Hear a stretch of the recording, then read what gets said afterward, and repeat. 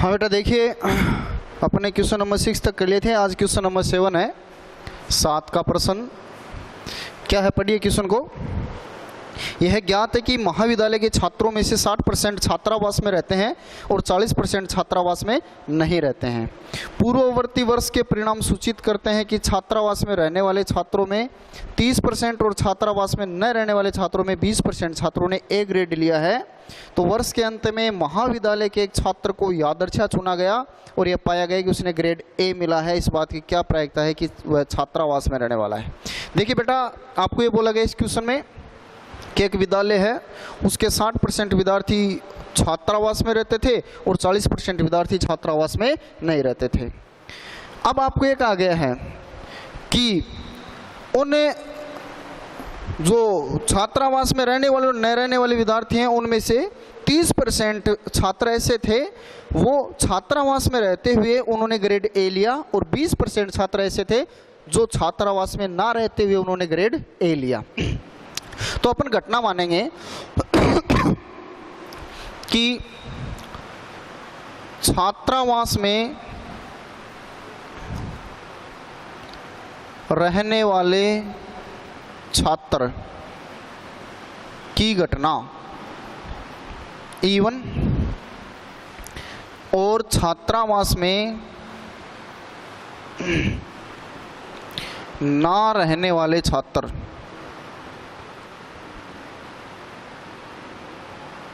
की घटना E2। Clear. और आपको ये बोला गया कि एक छात्र को यादृच्छा चुना गया और उसने ग्रेड ए हासिल की। तो इसका मतलब छात्र द्वारा ग्रेड ए हासिल करने की घटना ए हो गई। कि विद्यालय के जो छात्र छात्रावास में रहते थे उनकी घटना E1, छात्रावास में नहीं रहते थे उनकी घटना E2, और जिन छात्रों ने ग्रेड ए हासिल किया उनकी घटना ए हो गई। अब बेटा देखो, अपन घटना E1 की प्रायिकता ज्ञात करते हैं। घटना E1 क्या चीज़ है? E1 है कि छात्रावास में रहने वाले छात्र, और महाविद्यालय के कितने % छात्र छात्रावास में रहते हैं? 60%। तो इसकी प्रायिकता होगी 60/100। E2 की प्रायिकता, E2 की प्रायिकता मतलब जो छात्रावास में नहीं रहते हैं वो 40%। अब घटना A/E1, A/E1 का मतलब क्या हुआ कि जो छात्र छात्रावास में रहते थे और उन्होंने ग्रेड ए हासिल किया है, इस बात की प्रायिकता क्या है? तो आपको क्वेश्चन में दे रखा है कि छात्रावास में रहने वाले छात्रों में 30% छात्र ग्रेड ए हासिल करते हैं। तो इनकी प्रायिकता क्या होगी? 30%। ऐसे जो छात्र छात्रावास में नहीं रहते थे उन्होंने ग्रेड ए हासिल किया, इस बात की प्रायिकता कितनी है? तो ये आपको क्वेश्चन में दे रखा है 20%। क्लियर। अब आपको बेटा क्वेश्चन में बोला गया है कि महाविद्यालय के एक छात्र को यादृच्छा चुना गया और यह पाया गया कि उसने ग्रेड ए हासिल किया है, यानी घटना ए घटित हो चुकी। इस बात की क्या प्रायिकता कि वह छात्रावास में रहता था, यानी E1/A की प्रायिकता ज्ञात करनी है। बताओ बेस प्रमेय क्या होगा? ऊपर E1 है तो E1 की प्रायिकता इंटू A/E1 की प्रायिकता बट्टा E1 की प्रायिकता इंटू A/E1 की प्रायिकता प्लस E2 की प्रायिकता इंटू A/E2 की प्रायिकता। ये हो गया बेटा। अब देखो इसमें E1 की प्रायिकता, A/E1 की प्रायिकता, E2 की प्रायिकता, A/E2 की प्रायिकता, ये सारे मान आपके सामने हैं, इनमें रख लेना और सरल कर लेना। ठीक है। फिर अपन लेते हैं next example, next question, question number 8। अगला क्वेश्चन देखिए क्या है, 16.3 का क्वेश्चन नंबर 8। एक बीमा कंपनी 200 स्कूटर चालकों, 4000 कार चालकों और 6000 ट्रक चालकों का बीमा करती है। दुर्घटनाओं की प्रायिकताएं क्रमशः है 0.01, 0.03 और 0.15 है। बीमाकृत व्यक्ति में से एक दुर्घटनाग्रस्त हो जाता है, उस व्यक्ति के स्कूटर चालक होने की प्रायिकता ज्ञात कीजिए, ये पूछ रहा है। तो अपन देखो बीमा कंपनी है वो स्कूटर, ट्रक और कार चालक हैं, उनका बीमा कर रही है। टोटल जो चालक हैं वो 2000, 4000 और 6000 यानी 12000 हैं। तो बेटा सब चालक अलग अलग हैं, इनकी घटनाओं को अपन मान लेते हैं E1, E2, E3। तो अपन सबसे पहले मानते हैं कि बीमाकृत व्यक्ति स्कूटर चालक है, इस बात की घटना को E1 मानेंगे कि व्यक्ति या चुना गया व्यक्ति स्कूटर चालक होने की घटना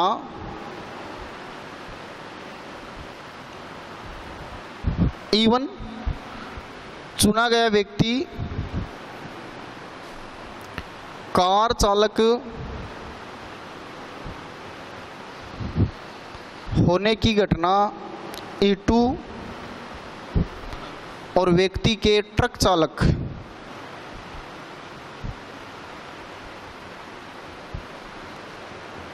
होने की घटना E3। क्लियर? और बीमाकृत व्यक्ति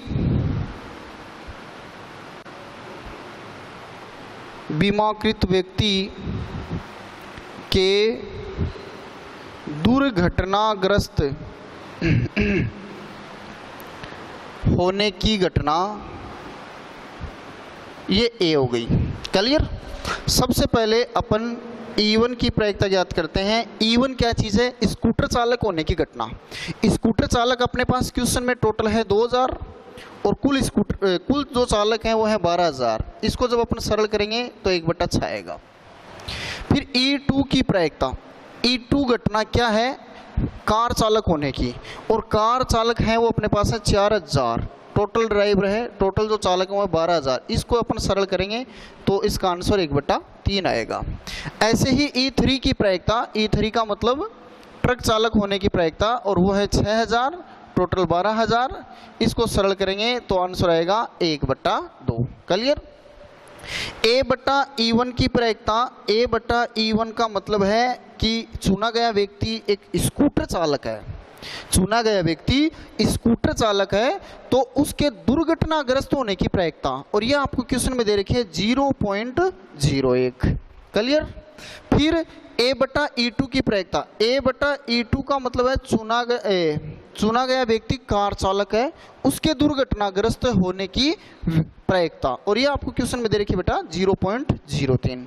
फिर A/E3 की प्रायिकता और A/E3 की प्रायिकता, इसका मतलब एक ट्रक चालक के दुर्घटनाग्रस्त होने की प्रायिकता, और ये दे रखी 0.15। आपको क्वेश्चन में बोला गया है कि बीमाकृत व्यक्तियों में से एक दुर्घटनाग्रस्त हो जाता है, यानी घटना ए घटित हो चुकी, यह स्कूटर चालक है, इस बात की क्या प्रायिकता है? तो E1/A की प्रायिकता ज्ञात करनी है। लगाओ फॉर्मूला, E1 की प्रायिकता इंटू A/E1 की प्रायिकता बट्टा E1 की प्रायिकता इंटू A/E1 की प्रायिकता प्लस E2 की प्रायिकता इंटू A/E2 की प्रायिकता प्लस E3 की प्रायिकता इंटू A/E3 की प्रायिकता, E1 की प्रायिकता A/E1 की प्रायिकता, E2 की प्रायिकता A/E2 की प्रायिकता, E3 की प्रायिकता A/E3 की प्रायिकता। सारे मान आपके पास हैं, इसमें रखो और सरल कर लेना, आंसर आ जाएगा। फिर इसके बाद में देखो बेटा क्वेश्चन नंबर 9।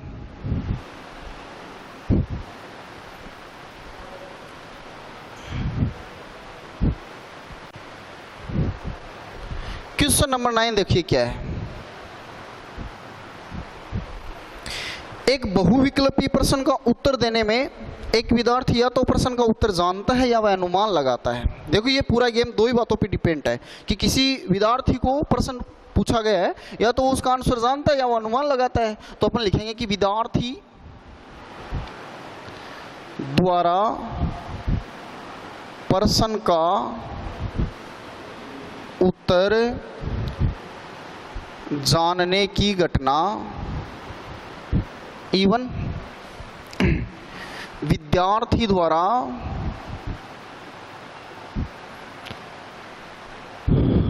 प्रश्न के उत्तर का अनुमान लगाने की, प्रश्न के उत्तर का अनुमान लगाने की घटना E2 हो गई, ठीक है।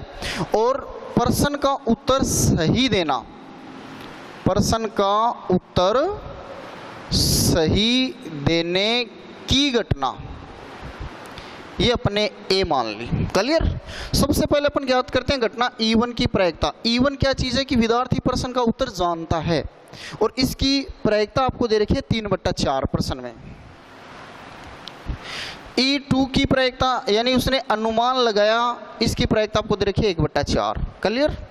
A/E1 की प्रायिकता, A/E1 का मतलब विद्यार्थी प्रश्न का उत्तर जानता था और उसने उत्तर सही दे दिया। घटना ए का मतलब उत्तर सही देना, घटना E1 का मतलब प्रश्न का उत्तर जानता था, विद्यार्थी प्रश्न का उत्तर जानता था और उसने उत्तर सही दे दिया, इसका मतलब इसकी प्रायिकता क्या हो गई 1।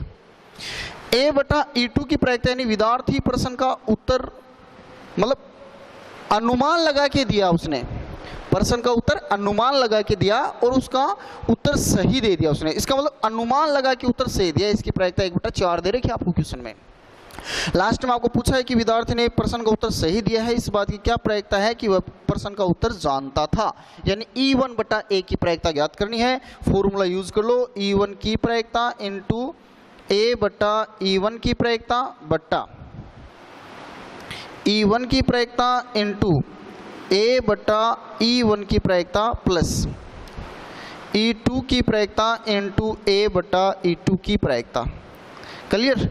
अपन इनमें मान रखते हैं, देखो E1/A की प्रायिकता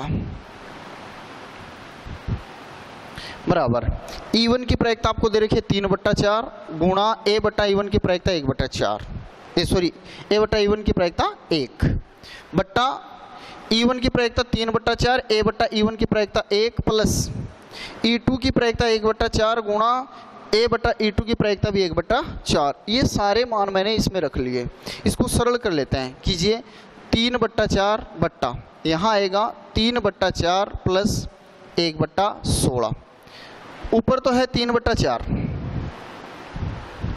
बट्टा में मैंने लघुत्तम ले लिया 16, तो यहाँ आएगा 4 तिया 12 प्लस 1, 12 प्लस 1 कितने बन गए बेटा यहाँ पे 13, 4 आ जाएगा 13 के पास, 16 चला जाएगा ऊपर 3 के पास, तो 3 गुणा 16 बटा 4 गुणा 13,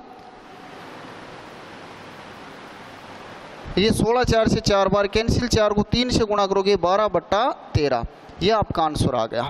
तो ऐसे अपन इनमें मान रख के सरल कर लेंगे, आंसर आ जाएगा। फिर देखिए क्वेश्चन नंबर 10।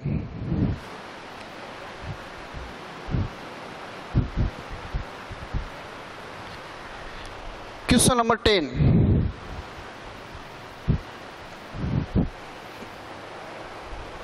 कल्पना कीजिए 5% पुरुष और 0.25% महिलाओं के बाल सफेद है। एक सफेद बालों वाले व्यक्ति को यादर्शा चुना गया। इस व्यक्ति के पुरुष होने की क्या प्रायिकता है? यह मान लें कि पुरुष और महिलाओं की संख्या समान है। आपको ये बोला गया कि कोई एक समूह है, उसमें पुरुष और महिलाएं हैं, वो समान संख्या में है, और उसमें 5% पुरुष ऐसे हैं जिनके बाल सफ़ेद हैं और 0.25% महिलाएं ऐसी हैं जिनके बाल सफ़ेद हैं। अब उनमें से अपने को कोई एक व्यक्ति चुनना है, तो अपन बोलेंगे कि चुना गया व्यक्ति पुरुष होने की घटना E1, चुना गया व्यक्ति महिला होने की घटना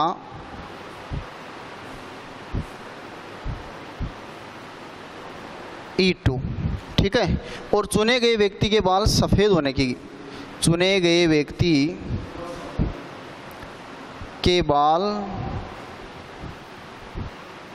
सफ़ेद होने की घटना ए हो गई।